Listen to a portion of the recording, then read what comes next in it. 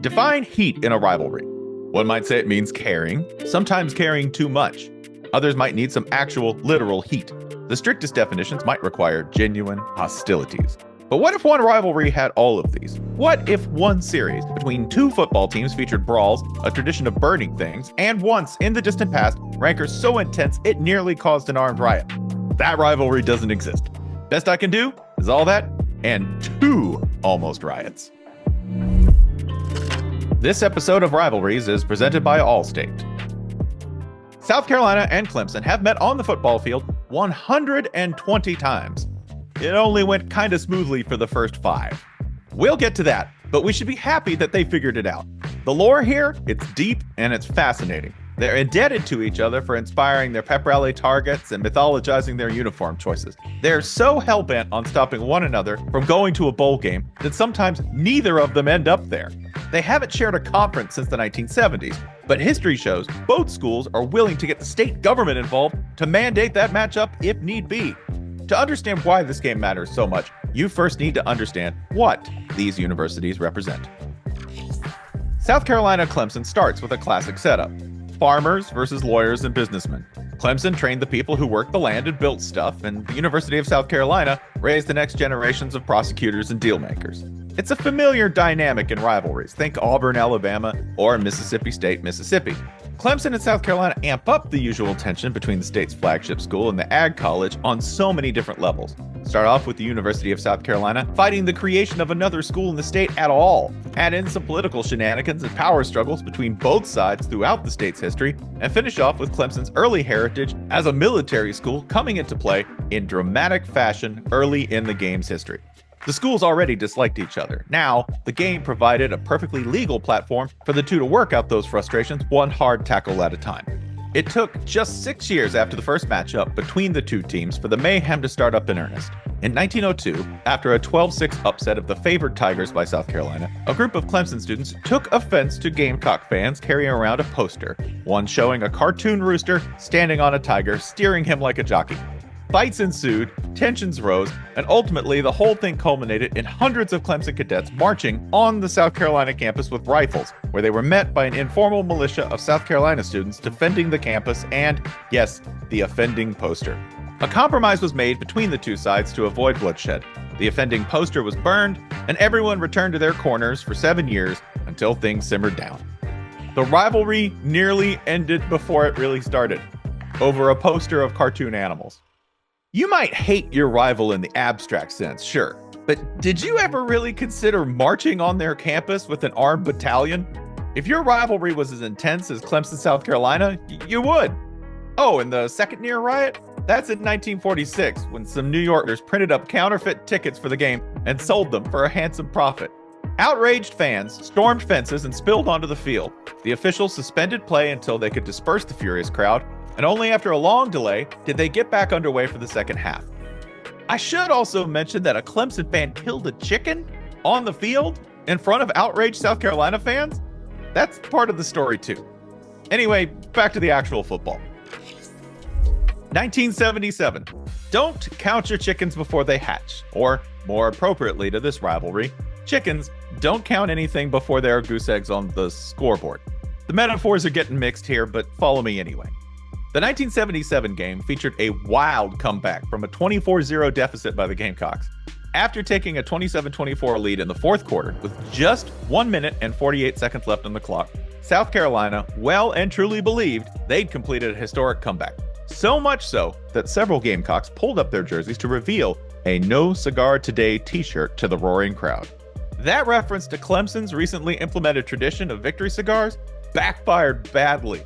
With just 49 seconds remaining, Clemson QB Steve Fuller threw a 20-yard TD to wideout Jerry Butler. Oh! What a catch by Butler! The official Clemson athletics site refers to the catch thusly: a leaping, twisting catch that no one else could have made in that game, and no one else has made since. I would only point out that this description is over the top, and it still might be underselling just how good a catch this is. It came to be known as the catch, which is doubly interesting here because the man who made the catch, known as the catch in the NFL, is also on the field for this game, Clemson tight end Dwight Clark. 23 years later, we get what Tiger fans call the catch 2. and what Gamecock fans call the push-off. He has it! At the 8-yard line! No matter what you call it, it set up a last-second 16-14 win for Clemson. 1984, another game where South Carolina fell behind massively before mounting a huge comeback. 9-1 South Carolina struggled for much of the afternoon before Gamecocks QB Mike Hold and the offense stormed all the way back to tie it at 21-21, pending the point after. A Clemson penalty negated a missed extra point kick. The second went through, and Hold capped the first 10-win season in Gamecock history by walking up to the mammoth Clemson defensive lineman Refrigerator Perry and dropping the ball at his feet. 1992. To this point, this is the peak pissed-off moment of the game's history. That's when cocky, rat-tail-wearing quarterback Steve Tannehill took over a South Carolina team that had started the season 0-5 and led the Gamecocks to 4 wins in his 5 starts, including a 24-13 upset victory over the reeling Tigers. Tannehill threw for nearly 300 yards in the cold rain, and along the way, taunted the orange crowd, swung an imaginary baseball bat, was carried off the field by jubilant fans, and most notably, ran to Death Valley's midfield and acted as if he were signing his autograph atop Clemson's sacred tiger paw logo. Also, Clemson needed a win in this game to become bowl eligible, and they didn't get it. 2004, a dark chapter, but we have to include the whole story if we're going to tell it right. South Carolina players standing at the bottom of the hill at Clemson waiting to jaw with Tigers players after their traditional home entrance is probably a bad omen. In the fourth quarter, with Clemson firmly in the lead, South Carolina offensive linemen scuffled with a Clemson defensive end who delivered a big hit on their quarterback. A bench-clearing brawl broke out immediately and got so out of hand that state troopers and policemen on hand waded into the fray to break up the fracas. And this is an ugly... Who's the idiot that took his helmet off? I mean, this is ridiculous. The brawl was nasty enough that both teams, who were sitting on 6 wins and therefore bowl eligible, voluntarily skipped bowl season and the payout from the games entirely. 6 players were suspended for a game, and Lou Holtz, who'd announced his retirement days before the brawl, didn't get the benefit of watching the 2 teams patch things up the next year. First up, it's the Gamecocks. It's fitting that in South Carolina's long, strange history, the program's greatest pass in this rivalry would come off the hands of a running back on a special teams play. In 1994, with both teams at 5-5, needing a win to become bowl eligible, and South Carolina holding a slim 14-7 lead at the half, Gamecocks running back Brandon Bennett took the opening kick of the second half, jogged just past the 10-yard line, and then winged it backwards to DB Reggie Richardson for an 85-yard kickoff return. South Carolina then scored 19 unanswered to end Clemson's season harshly. For Clemson, it's any of the passes made by the one quarterback to post a 4-0 record in this rivalry game for either side. The King, Charlie Whitehurst, aka Clipboard Jesus. To review, had incredible hair, never lost to South Carolina in college, and made $17 million in the NFL as a backup. The dream in every sense of the word, Charlie Whitehurst. In summary, heated in more than one sense of the word, wild, and above all else, completely unpredictable on and off the field. Find me a game where, like in 1961, the South Carolina chapter of Sigma Nu took the field pregame dressed as Clemson, danced and dropped passes as they warmed up, and even convinced the real band to play for the fake Tigers before a very confused real Clemson team came out for warm-ups. Tell me of another game where each fan base burns a papier-mâché version of each other's mascot as a pregame tradition.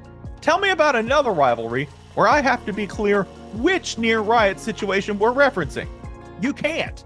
The Palmetto Bowl's unique appeal comes not just from the generally good football games it produces, or the pride and shame that come with winning and losing. This game is so interesting because of what might happen just outside the stadium gates, either before, after, or during the game itself. It is truly college football's premier game without a frontier, less a football game alone and more of a rolling opportunity for the state of South Carolina to show us what real recreational madness looks like.